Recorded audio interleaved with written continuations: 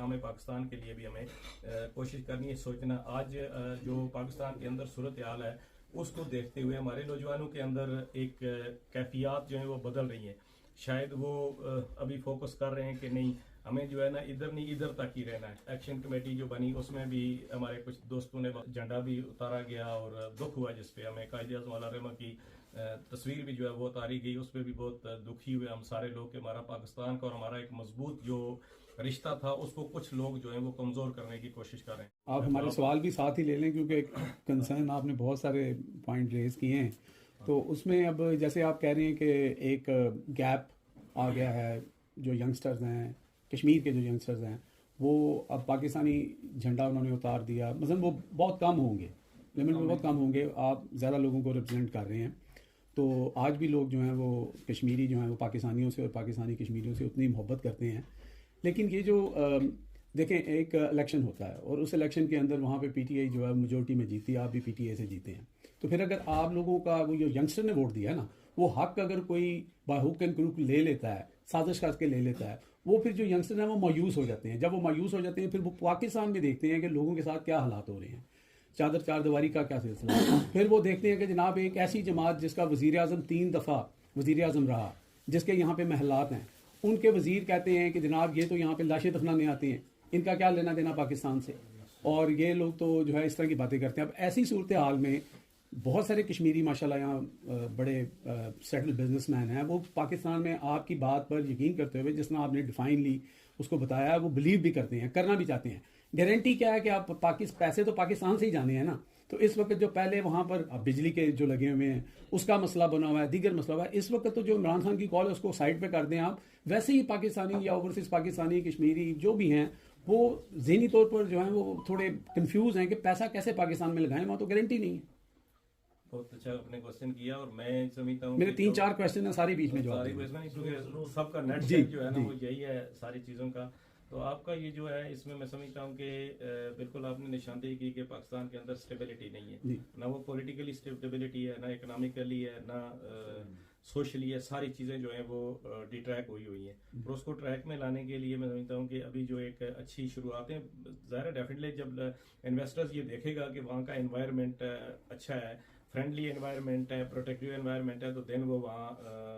जाएंगे। तो उसके लिए अभी ये जो डायलॉग का प्रोसेस है, ठीक है, बहुत चीज़ें जो है वहाँ आगे आगे बढ़ी हैं और जिनको अब आहिस्ता आहिस्ता आप देख रहे हैं कि डायलॉग्स हो रहे हैं और चीज़ें अपने उसकी तरफ रिवर्स कर रही हैं और स्टेबिलिटी की तरफ जा रही है और सब ने अब महसूस कर लिया है, क्योंकि सेंसिटाइज हो गया, सारी चीज़ों को फोर्सफुली भी देख लिया, सारी चीज़ों को करके देख लिया। लेकिन आज का हमारा ये जो नौजवान है ये इन सारी चीज़ों को ज़हनी तौर पे वो कबूल करने के लिए तैयार नहीं है। जब नौजवान तैयार नहीं है तो फिर हमें थोड़ा सा स्टेप डाउन होने की ज़रूरत है। हम ख्वाह सियासतदान हों, हमारे ब्यूरोक्रेट्स हों, हमारे जो भी स्कूल ऑफ थाट्स के जो लोग भी हैं, उन सब को अपने नौजवानों की सोच को मद्देनजर रखते हुए, चूंकि नौजवान हमारा मुस्तकबिल है, नौजवान हमारे मुल्क का असासा है, उनकी सोचों को सामने रखते हुए हमें स्टेप डाउन होकर चीज़ों को री फार्मूलेट करना पड़ेगा और उसको आगे बढ़ना पड़ेगा। तो इंशाल्लाह ताला बिल्कुल रशीद साहब, आप जो बात हम कर रहे हैं उसमें एक चीज़ मैं आपको थोड़ा सा, जैसे आपने कहा कि लोग यहाँ इन्वेस्टमेंट करें। अच्छा, इन्वेस्टमेंट करनी ना करनी ये स्वाबदीद होती है किसी बंदे की, जब वो देखता है कि इन्वायरमेंट अच्छी है और मेरा पैसा जो है वो वहाँ पे डूबेगा नहीं, या मैं एक तो पैसा कमाऊंगा भी और दूसरा ये है कि मैं कम्युनिटी को सर्व करूंगा। ठीक है, ओवरसीज़ पाकिस्तानी यहाँ पे जितने भी हैं, मेरा ख्याल है यहाँ पे इस वक्त कमरे में 35-40 लोग बैठे हैं। आप जिससे भी पूछेंगे उसकी 25-30 साल की कमाई उसने पाकिस्तान में लगाई है, लेकिन आज वो मायूस हो रहा है कि यार मैंने सारा पैसा वहाँ लगा दिया और आज वहाँ का रिटर्न क्या है कि ऊपर से एक वजीर उठता है और वो बातें इस तरह की करता है। वो पहले भी बात कर चुका हूँ। आप यहाँ से अंदाज़ा लगाएं कि कैसे वो इन्वायरमेंट हम कायम करेंगे कि जब आपके मुल्क के अंदर एक नौजवानों की आप स्पीच की बात कर रहे हैं, फ्री स्पीच की बात कर रहे हैं, आप इंटरनेट के ऊपर जो है वो पाबंदी लगा देते हैं, उसको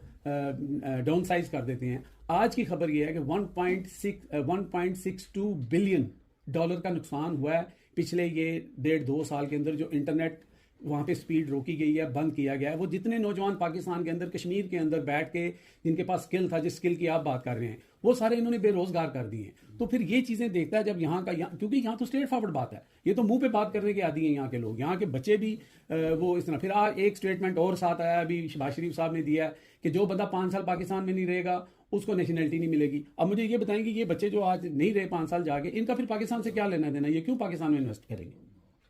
ये तो आपकी बातें ठीक हैं, ये तहफ़्ज़ात हैं, क्योंकि अभी लोगों से यहाँ भी मैं जिस टाइम से आया हूँ नौजवानों को फेस भी कर रहे हैं, सुन भी रहे हैं, उनके तहफ़्ज़ात को भी देख रहे हैं। मैंने इसीलिए कहा कि अब ख्वास सोशल मीडिया हम बंद करें या इसको ऑन रखें, लेकिन एक थ्रू आउट द कंट्री जो है, अक्रॉस द कंट्री एक मैसेज चला गया है कि नौजवान अब एक तब्दीली, वो तब्दीली किस किस्म की चाहते हैं, कैसे चाहते हैं, लेकिन उसकी भी अपनी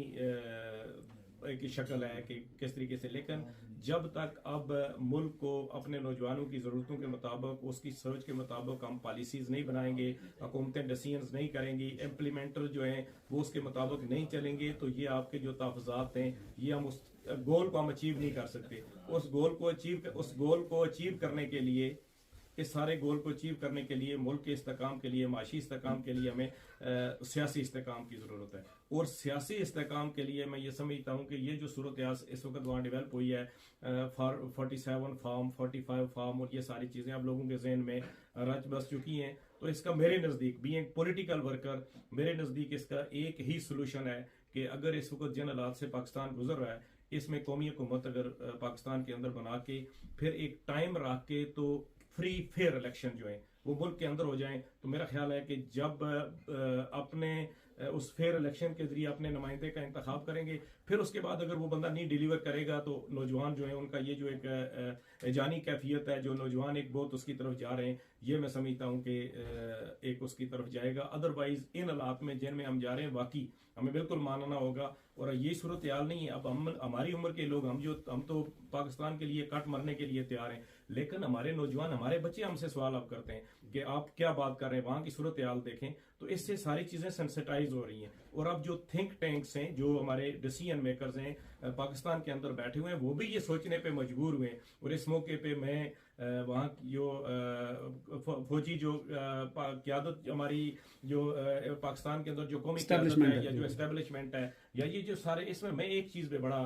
मेरा भी कंसर्न ये रहा है कि हम आज सारे लोग यहाँ भी आते हैं तो हम अपनी मुसल्लह फ़ौज पाकिस्तान पे उंगलियां उठा रहे हैं जी कि शायद वो गलत कर रहे हैं, लेकिन मेरी सोच थोड़ी सी मुख्तलिफ है। मेरी सोच इसलिए मुख्तलिफ है कि हम सियासतदान, इसके सारे मुल्क की ये सारी सूरत हाल के जिम्मेदार हम सियासतदान हैं। इसलिए हम सियासतदान हैं कि एक बंदा गवर्नमेंट के अंदर आता है, जिसकी मदद से जिस तरह आता है, जो बाहर वाला जो बैठा होता है, बाहर वाला जो है ना, वो फिर जाके कहता है जी कि इसको हटाएं, आप मेरी मदद करें, उसको लेके आए। अगर हम सियासतदान खुद बैठ के फैसले नहीं करेंगे, हम सियासतदान मिलजुल के फैसले नहीं करेंगे, एक दूसरे की को गिराने की कोशिश करेंगे, तो फिर ये कैफियत पैदा होती है। तो इसके लिए अब मैं समझता हूँ कि ये जो एक मुज़ाकरात का सिलसिला शुरू हुआ है, ये जो एक मुज़ाकरात इस वक्त चल रहे हैं, ये एक अच्छी पेशरफ्त है, ये पॉजिटिव पेशरफ्त है कि सियासतदान भी ये सोचने पे बैठ के अब सारी चीज़ें जो बिल्कुल इस तरह जा रहे थे, अब वो इस तरह उनकी डायरेक्शन चेंज होके कोऑर्डिनेशन की तरफ आ रही हैं। तो हमारा ये यकीन है कि इंशाल्लाह ताला अगर ये मुज़ाकरात रिजल्ट ओरिएंटेड हुए, रिजल्ट गुड हुए, तो इंशाल्लाह ताला मुल्क की माशी हालत भी बदलेगी, मुल्क की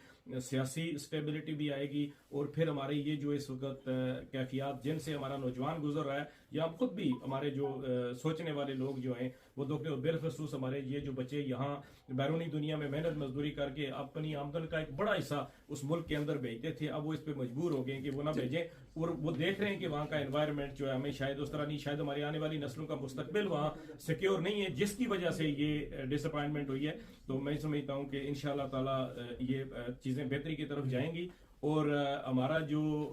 मुस्तकबिल है वो पाकिस्तान है, और पाकिस्तान मजबूत पाकिस्तान हमारी उम्मीदों का मरकज़ है। और हमारा जो हमने लाखों की तादाद में कश्मीरियों ने कुर्बानियाँ दी हैं, हम ये समझते हैं कि हमने वो कुर्बानियाँ पाकिस्तान के इस्तेकाम के लिए और पाकिस्तान की तकमील के लिए दी हैं। आज भी मैं यहाँ अपने यहाँ के ये जो नौजवान हैं या उधर जो नौजवान हैं मकबूजा कश्मीर के अंदर, उनको भी आपकी वसातत से हम ये पैगाम देंगे कि आपने जो जदोजहद की है उसमें आप तनहा नहीं है। हम हुकूमत पाकिस्तान की अवाम के हम शुक्रगुजार हैं कि हर मरहले पे उन्होंने हमारा हर लिहाज से आज़ाद कश्मीर की डेवलपमेंट की बात हो या तहरीक आज़ादी कश्मीर की बात हो, उस पर उन्होंने अपना किरदार अदा किया है, बड़ा पॉजिटिव किरदार अदा किया है। लेकिन चूंकि इंटरनेशनली हमारा फोकस एक ही बात पे रहा है कि अक़वाम मुत्तहिदा की करारदादों के मुताबिक हमारा मसला कश्मीर हल होना है। कल हमारा राइट ऑफ सेल्फ डिटर्मिनेशन हक़ खुद अरादियत का दिन भी है, 5 जनवरी को जो रेजोल्यूशन आई, उस वाले से भी मैं ये समझता हूँ कि अक़वाम मुत्तहिदा ने अपना किरदार अदा नहीं किया, जिसकी वजह से आज तक हम जो है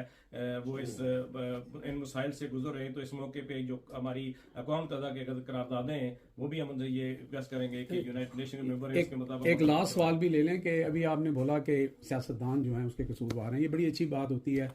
कि आप अपना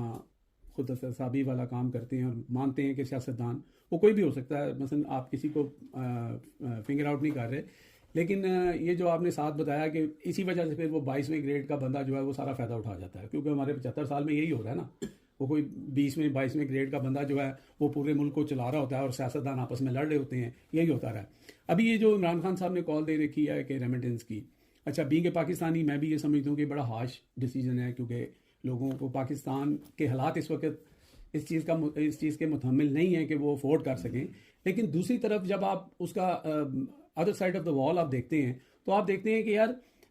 अब खान साहब के पास चॉइस क्या थी कि वो एक दफ़ा फिर एक कॉल देते, फिर लोगों के बच्चे शहीद करा लेते, या फिर उन्होंने लास्ट स्टेज पे जाके ये डिसाइड किया कि यार इनको थोड़ी सी डज मारो इनकी जेबों के ऊपर, ठीक है, ये जो पैसा आ रहा है जिसके बलबूते के ऊपर ये फिर लोगों के साथ मुजालिम करते हैं। तो फिर इसके अंदर जो मैंने यहाँ पे इंटरव्यू किया काफ़ी लोगों का, तो सब लोग जो है वो कहते हैं कि जी बिल्कुल ठीक है, हम 2-3 महीने जो खर्चा है वही भेजेंगे, इन्वेस्टमेंट हम पाकिस्तान में नहीं करेंगे जब तक खान साहब नहीं कहेंगे। आप इसके बारे में क्या कहते हैं? देखिए ना, बुनियादी चीज़ ये है कि मुल्क है, खान साहब भी हैं, मैं भी हूँ, पाकिस्तानी मुल्क है, मुल्क के साथ हम है, मुल्क नहीं है तो फिर हम किधर हैं, हमारी क्या पहचान है। मैं ये समझता हूँ कि हमारे नौजवानों को, हमारे लोग जो इन्वेस्टर हैं जिस तरह वो कर रहे हैं रेमिटेंसेस के हवाले से, नहीं, लेकिन मुल्क है तो लेकिन खान साहब नहीं सोचना मुल्क का। देखें ना आप जो दो चीजें देखें, लेकिन सियासत के अंदर कोई भी चीज जो है ना, आप कह लें कि मैं ही ठीक हूँ, मैं नहीं जी, मैं जो है ना, मैं को जब हम में बदलेंगे तो अब ठीक है, हम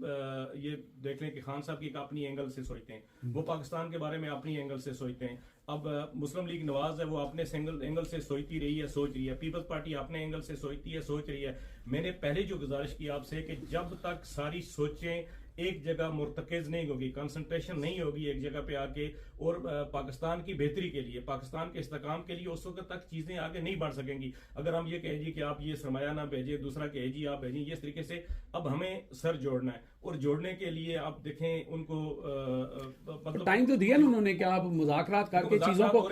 जो बेगुनाह लोग हैं उनको छोड़ दें। देखें मुज़ाकरात जब भी होते हैं, दो बंदों के दरमियान मुज़ाकरात होते हैं, तो उस मुज़ाकरात में कंसेंसस किसी तरह जाते हैं, हठधर्मी पे नहीं जाते। मतलब मैं कहूं कि जो मुज़ाकरात हो मेरी सोच के मुताबिक हो, कभी भी वो कामयाब नहीं होते। दूसरा बंदा कहे कि मुज़ाकरात मेरी सोच के मुताबिक हो, वो भी कभी कामयाब नहीं होते। मुज़ाकरात के अंदर फ्लेक्सिबिलिटी होती है, और फ्लेक्सिबिलिटी सिर्फ एक पॉइंट पे नहीं होती। फ्लेक्सिबिलिटी के लिए आपने पहले एनलिस्ट करने होते हैं इश्यूज के, ये इश्यूज हैं, और इन इश्यूज पे आप किस तरह जो है ना, ज़ाहिर हर बंदा, हम किसी को कहें जी कि हम भी बड़े, मैं कहूँ जी कि मैं मुल्क का बड़ा खैर पाऊँ, दूसरा आप बड़े गद्दार हैं मुल्क के, ये नहीं हो सकता। हर बंदा जो मुल्क के अंदर उसको साइड पे रख दें। आप माशाल्लाह आपने ग्रास रूट से पॉलिटिक्स शुरू की,